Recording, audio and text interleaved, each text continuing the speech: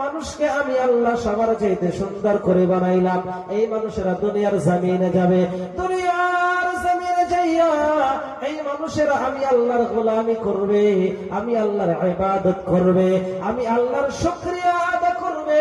বিনিময়ে আমি আল্লাহ বান্দার জিন্দেগির তামাম গুনাহ মাফ করে দিয়া বান্দাকে জান্নাতি বলে ঘোষণা করে দিব। জোরে কান সুবহানাল্লাহ। আল্লাহ রাব্বুল আলামিন বলেন, বান্দা দুনিয়ার জমিনে যাইবা, আমি আল্লাহর গোলামি করবা, বিনিময়ে আমি আল্লাহ সারা পৃথিবীর মাখলুকাত তোমার গোলাম বানায় দিলাম।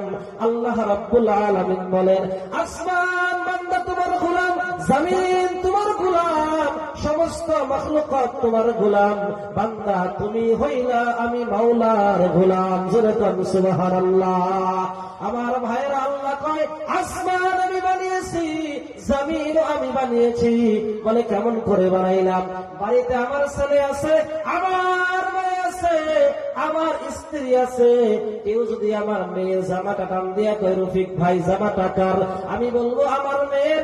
কেউ যদি আমার ছেলের জামাটা টান দিয়া কয় রফিক ভাই জামাটা কার, আমি বলবো আমার ছেলের। কেউ যদি আমার স্ত্রীর জামাটা টান দিয়া কয় রফিক ভাই জামাটা কার, আমি বলবো আমার স্ত্রীর। ওই সময় যদি আপনি প্রশ্ন করেন, আপনি বানায় দিলেন, টাকা দিয়ে কিনে দিলেন, আপনার স্ত্রীর কিভাবে হয়, আপনার মেয়ের কিভাবে হয়, আপনার ছেলের কিভাবে হয়? আমি বলবো ভাই স্ত্রীর জামাটা আমার না, স্ত্রীটা আমার। ছেলের জামাটা আমার না, ছেলেটা আমার। মেয়ের জামাটা আমার না, মেয়েটা আমার। আল্লাহ রাব্বুল আলামিন এরকম ভাবে বলে, বান্দা আসমানও আমি আল্লাহ বানাইছি, জমিন আমি বানাইছি, চন্দ্র আমি বানিয়েছি, সূর্য আমি বানিয়েছি, সব আমি আল্লাহ বানাইলাম।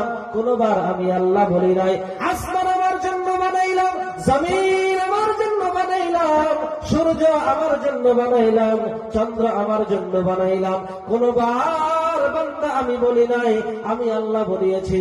সব আমি আল্লাহ বানিয়েছি, সব বানাইলাম বান্দার জন্য, আর বান্দাগুলা বানাইলাম আমি মাওলার জন্য। জোরে কান সুবহানাল্লাহ। এই বান্দাগুলা আমি মাওলার শুকরিয়া আদা